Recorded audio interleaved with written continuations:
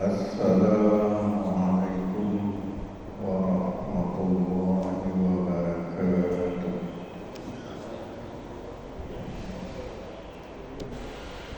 Innal hamdalillah nahmaduhu wa nasta'inuhu wa nastaghfiruh wa na'udzu billahi min shururi anfusina wa min sayyiati a'malina. Man yahdihillahu fala mudilla lahu wa man yudlil fala hadiya lahu.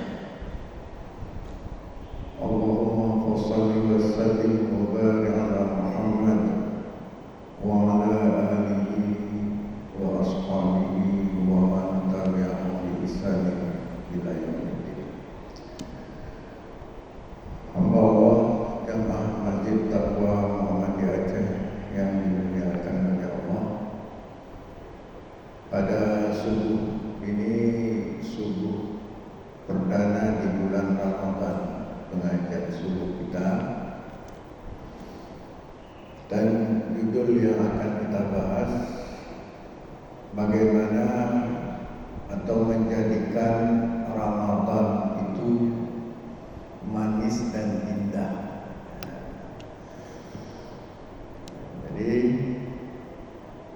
bagaimana kita menjadikan Ramadan dengan segala amal yang ada di dalamnya itu, dengan segala penghambaan kita, dengan segala jiwa raga kita, menjadikan Ramadan itu manis dan indah. Kaitannya dengan manis dan indah itu ada dua dimensi, ya. Dua dimensi atau dua sisi. Yang pertama, manis dalam pengertian yang sebenarnya atau hakikiah. Manis ya manis. Apakah ketika kita buka puasa kita banyak makan yang manis-manis, nanti darah manis keluar. Tapi ada sisi yang lain, sisi maknanya, sisi majasinya, makna manis dan indah di bulan Ramadan. Tapi sebenarnya Allah, manis dalam pengertian yang hakiki, yang sebenarnya ini juga ada alasannya. Nabi biasa buka puasa dengan apa? Karena Rasulullah sallallahu alaihi wasallam yaftiru ala rutubatin. Rasulullah sallallahu alaihi wasallam berbuka puasa dengan rutubat. Ya, fa illam takun rutubat fa'ala tamratin. Nabi buka puasa itu biasa dengan rutubat. Rutubat itu apa ya? Kurma yang agak basah, dia masih muda. Manis. Ya, manis. Kalau tidak ada rutubat tadi, Nabi biasa dengan tamar, kurma kering, kurma matang. Itu manis.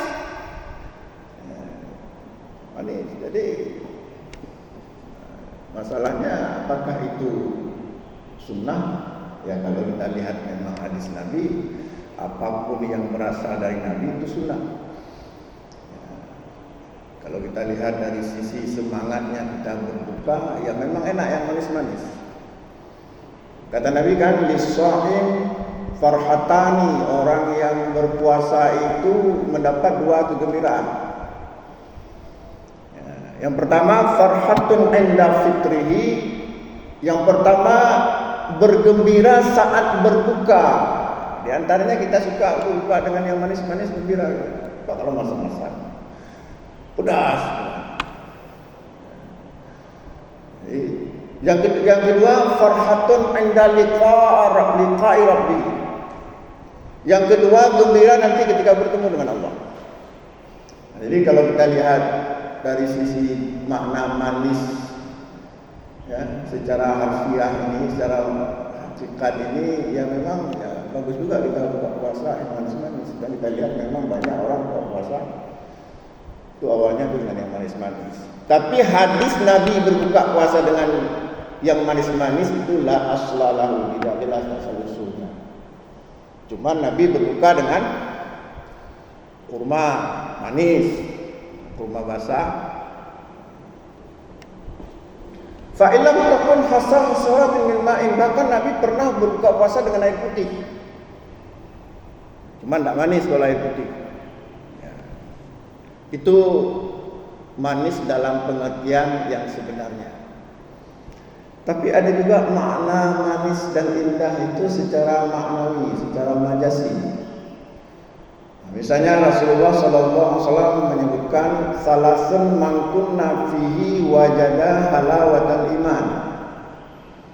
Ada 3 hal jika kalian mengamalkan 3 hal ini, wajada halawatal iman, maka akan mendapat manisnya iman, manihnya iman. Nah, ini bukan makna yang sebenarnya. Manihnya iman. Ya. Jadi kata Nabi ada 3 hal, jika 3 hal itu diamalkan atau dilakukan maka akan mendapat manisnya iman. Yang pertama kata Nabi ayakunallahu wa rasuluhu ahabba ilaihi mimma siwahuma. Yang pertama, agar kita mendapatkan manisnya iman, hendaklah Allah dan Rasulnya lebih kita cintai dari apapun di dunia ini. Nah, nanti kita akan hubungkan dengan Ramadan. Kita jelaskan dulu makna manis dalam maknawi. Jadi yang pertama, agar mendapat manisnya iman. Manisnya iman tentu maknawi. Yang pertama, hendaklah Allah dan Rasulnya lebih kita cintai dari apapun di dunia ini. Yang kedua, wa ayyuhibbal mar'a la yuhibbuhu illa lillah.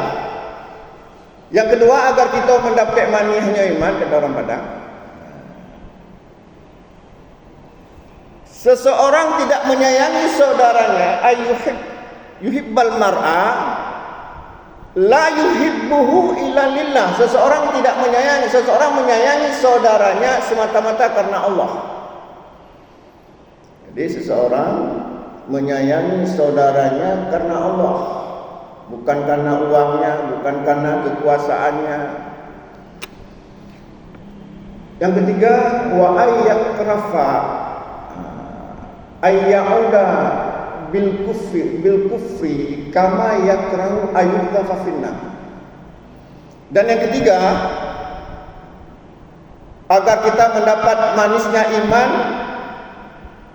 bahwa kita benci kembali menjadi preman, benci kita kembali menjadi kafir, kufur, sebagaimana kita tidak ingin kita masuk neraka.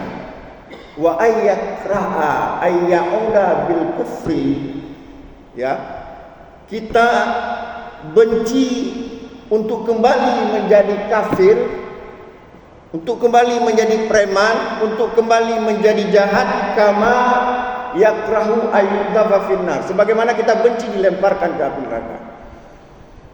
Nah, kata Nabi, jika 3 hal ini ada pada seseorang, dia akan mendapat manihnya iman, manisnya iman. Kita ketahui ketika Allah menurunkan surat ayat yang menjelaskan wajibnya puasa, itu kaitannya pertama sekali dengan iman. Allah berfirman, ya ayyuhalladzina amanu, wahai orang-orang yang beriman, ya, kutiba alaikumusiyam kama kutiba alal ladzina min qablikum la'allakum tattaqun. Wahai orang-orang yang beriman. Nah, kita dipanggil oleh Allah wahai orang-orang yang beriman. Tetapi iman kita belum tentu manis. Allah panggil terhadap orang-orang yang diharuskan untuk menjalankan puasa, yang diwajibkan untuk menjalankan puasa, orang-orang yang beriman, tapi belum tentu imannya manis. Jika ingin iman manis, maka harus terpenuhi 3 hal ini.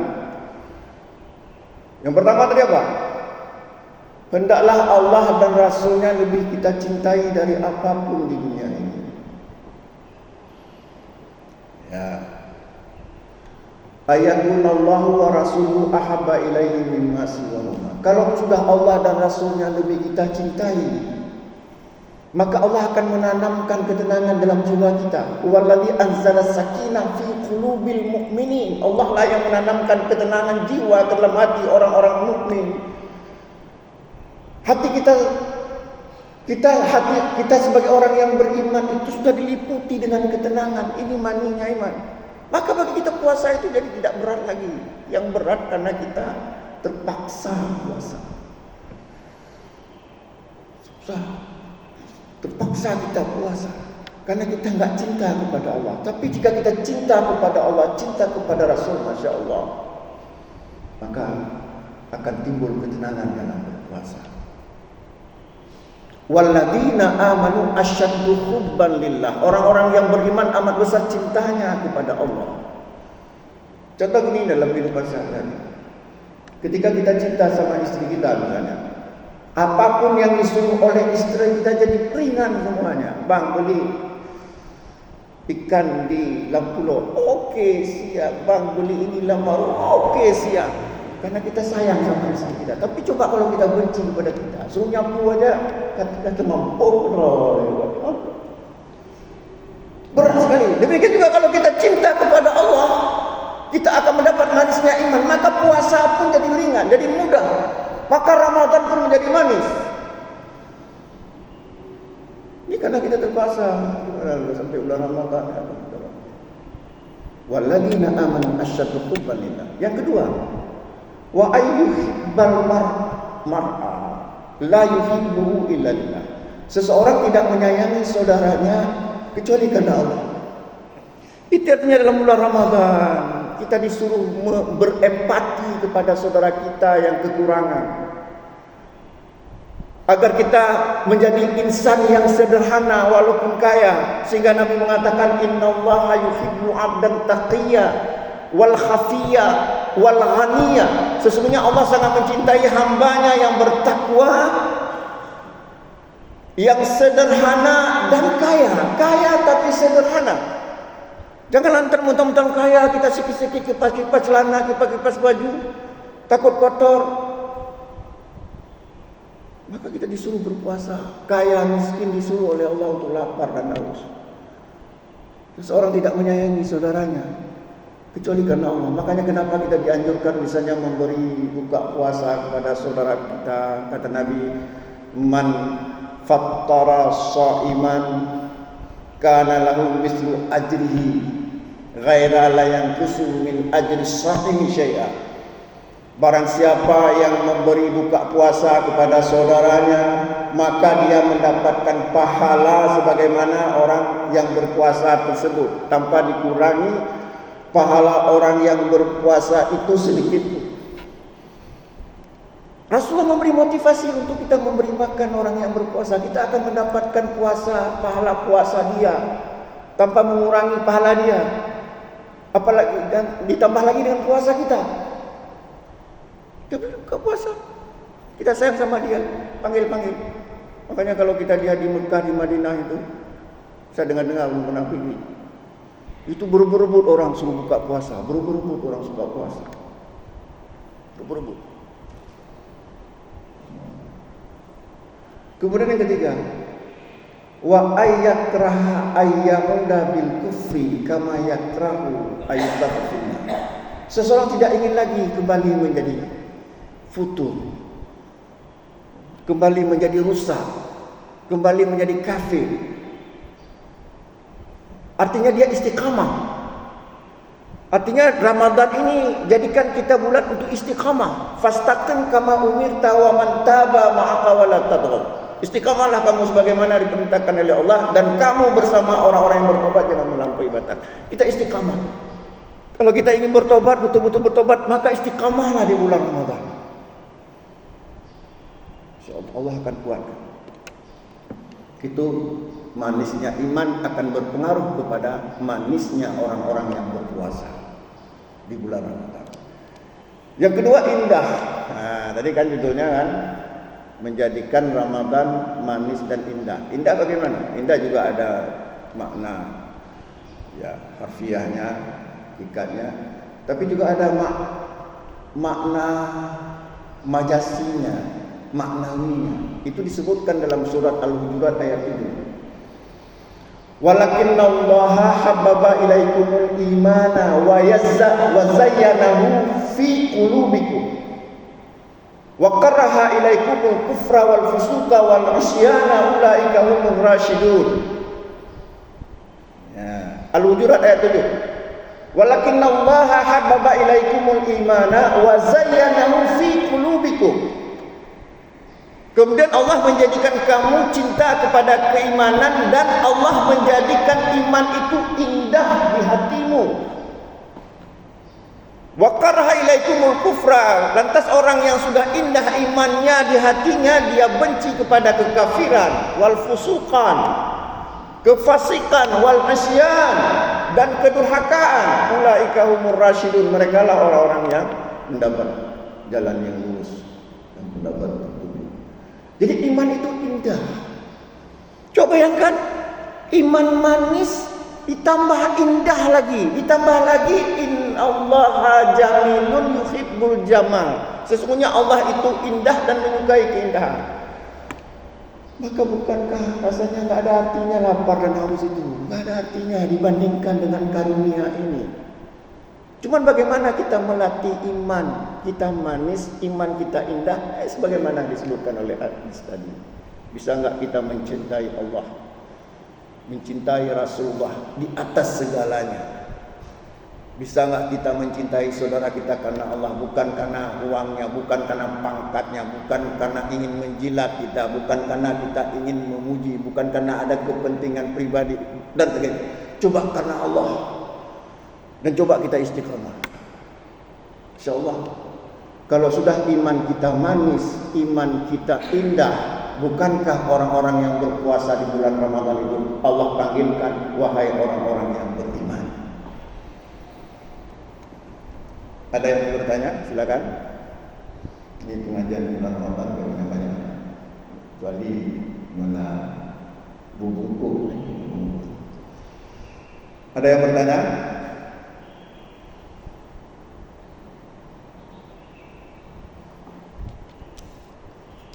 Ada?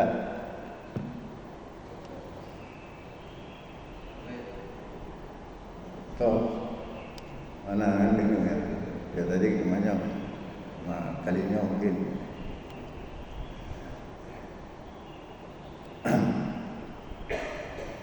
Kalau tidak ada, kita lanjutkan sedikit lagi. Ya hamba Allah.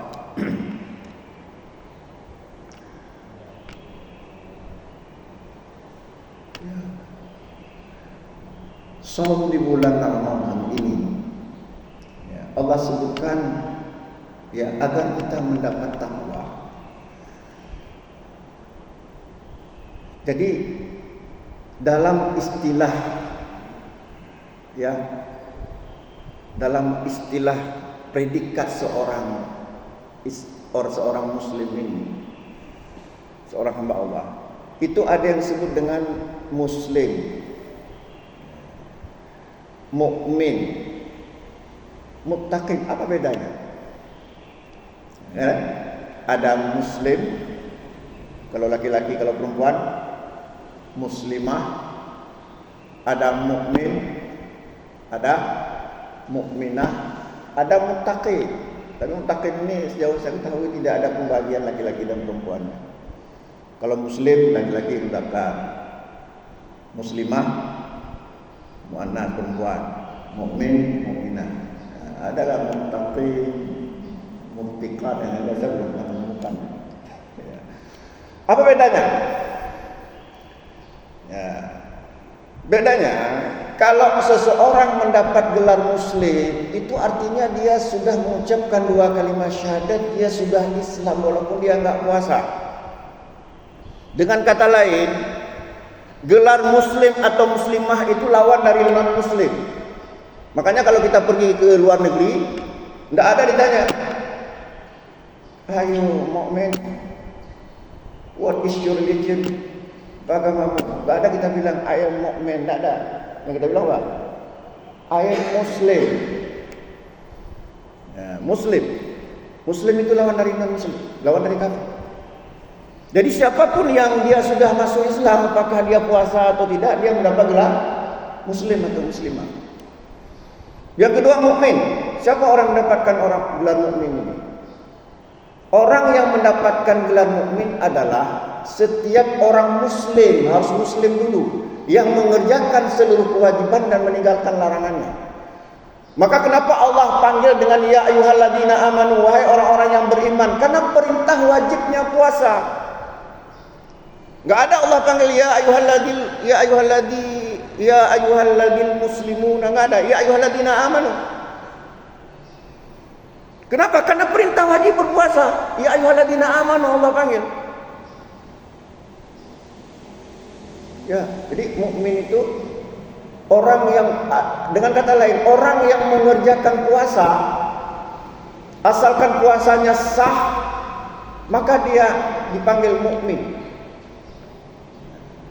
Tentu saja kebalikannya, dia meninggalkan yang larang, yang haram. Terus siapa muttaqin ini? Ini gelar tertinggi. Gelar pertengahan itu mukmin. Meskipun dalam konteks yang lain nanti berbeda lagi. Gelar tertinggi itu muttaqin. Kalau dalam akademi itu sudah syekh, sudah profesor, makamnya sudah tinggi itu. Makanya dalam ayat tentang wajib puasa dikatakan ya ayyuhalladzina amanu kutiba alaikumusiyam kama kutiba alal ladzina min qablikum la'allakum tattaqun. Kalau mukmin langsung dipanggil oleh Allah, langsung diberikan predikat, wahai orang-orang yang beriman, langsung Allah labelkan. Diwajibkan atas kamu berpuasa sebagaimana diwajibkan atas orang-orang sebelum kamu. Mudah-mudahan kamu bertakwa. Artinya muttaqin itu belum tentu dapat. Kalau begitu siapa ciri-ciri orang yang muttaqin ini? Muttaqin ini adalah orang yang mengerjakan seluruh yang wajib dan yang meninggalkan yang haram sebagaimana orang mukmin tadi, serta menambahnya dengan berbagai amalan-amalan sunat yang lainnya, yang mamdud, yang sunat. Makanya kalau kita berpuasa dengan sungguh-sungguh mengerjakan seluruh amalan-amalan yang utama di bulan Ramadan, insya Allah kita mendapat derajat muttaqin. Kalau kita sudah mendapat derajat muttaqin, Allah berfirman dalam surat Maryam ayat 63, tilkal jannah allati nurisu min ibadina man kana taqiyya. Itulah surga yang akan kami wariskan kepada hamba-hamba kami yang bertakwa. Makanya jangan kita sekedar puasa saja, tapi kita membaca Al-Quran. Ada yang tanya sama saya, kenapa membaca Al-Quran itu sangat utama? Saya jawab, karena kenapa membaca Al-Quran itu sangat utama di bulan Ramadan? Saya bilang begini, karena bulan Ramadan itu diturunkan Al-Quran. Juga kata Nabi, man qara'a harfan min kitabillah, ya, barang siapa yang membaca satu huruf saja dari Al-Quran, karena hasanatun, maka dia akan mendapatkan satu kebaikan. Al-hasanatu bi asri amsalha, kemudian satu kebaikan itu dilipatkan, gandakan hingga 10 kali lipat pahalanya. La aqulu, kata Nabi, aku tidak mengatakan alif lam mim harfun. Aku tidak mengatakan alif lam mim itu satu huruf. Walakin alif harfan wa lam harfan wa mim harfan. Nah, diturunkan Al-Quran itu di bulan Ramadan, sehingga saat diturunkan Al-Quran itu khairun min alfi syahri, lebih baik daripada 1000 bulan. Malam apa disebut? Malam Lailatul Qadar. Apa dalilnya Al-Quran diturunkan di bulan Ramadan? Jelas sekali, syahrul Ramadan alladzi unzila fihil Quran. Kemudian inna anzalnahu fi Lailatul Qadar. Sesungguhnya kami menurunkan Al-Quran itu di malam Lailatul Qadar. Nah, sekarang saya tanya, perayaan Nuzulul Quran tanggal berapa? 17, mana ada 17? Al-Quran itu bukan tanggal 17 diturunkan. Tidak ada. Kan jelas tadi, inna anzalnahu fi Lailatul Qadar. Sesungguhnya kami menurunkan Al-Quran pada malam Lailatul Qadar. Diturunkan sekaligus di langit dunia. Walaupun diturunkan kepada Nabi berangsur-angsur. Itu pada malam Lailatul Qadar. Mana ada Lailatul Qadar pada 17 Ramadan? Kapan Lailatul Qadar?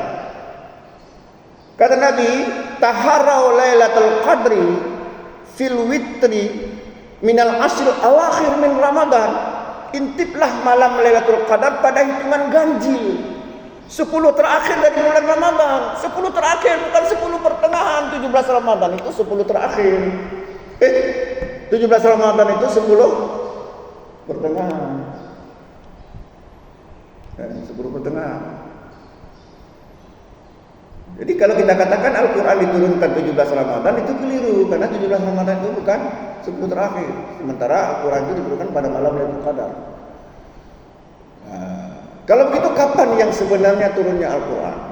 Nah, kalau kita lihat hadis lain, hadis diriwayatkan oleh Imam Muslim dari sahabat Abu Qatadah Al-Ansari. Ya, jadi kata Abu Qatadah Al-Ansari radhiyallahu anhu, su'ila Rasulullah sallallahu alaihi wasallam an shaumil Itsnain, ditanyakan kepada Rasulullah tentang puasa hari Senin. Faqala, Nabi menjawab, fihi wulitu wa fihi unzila ilayya. Aku suka puasa hari Senin karena hari Senin aku dilahirkan dan hari Senin Al-Quran diturunkan kepadaku. Jadi Al-Quran diturunkan pada hari Senin. 17 Ramadan itu hari Kamis.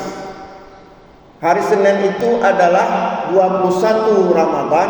Ini pada masa Rasulullah diturunkan Al-Quran. Hari Senin itu 21 Ramadan dan 28 Ramadan. 21 itu ganjil, 28 genap. Maka kalau kita sesuaikan dengan hadis turunnya Lailatul Qadar, maka paling tepat Al-Quran itu diturunkan pada tanggal 21 Ramadan. Mudah-mudahan ada manfaatnya. Aku lebih qauli hadza fastaghfiruhu innahu ghafurur rahim. Wassalamualaikum warahmatullahi wabarakatuh.